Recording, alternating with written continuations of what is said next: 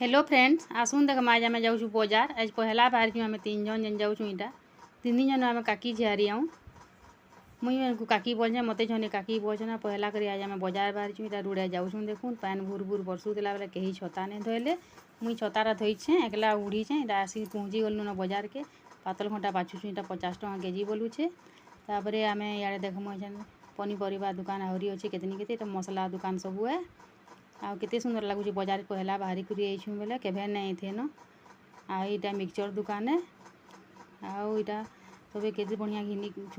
बुली बुलिया इटा बोलछ आदे धनिया पतर के घिनमी बोलछन पुगेल छुआटे मोर संगे आइछन मोर नंदवान आईटा मिक्सचर चना आउ सब किछि इटा सब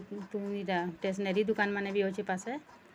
केते बढ़िया लगुचे मोर वीडियोटा भल लागा बेले आपण मानकू लाइक शेयर एंड सब्सक्राइब टिके कर देबे इटा आलू उल बाछुछुं देखुन काकी और झियारी बाछुछन मुई ठिया आइछे पासे वीडियो बनौछे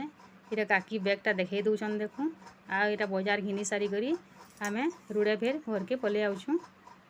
देखुन बाटे केते बढ़िया लगुछे।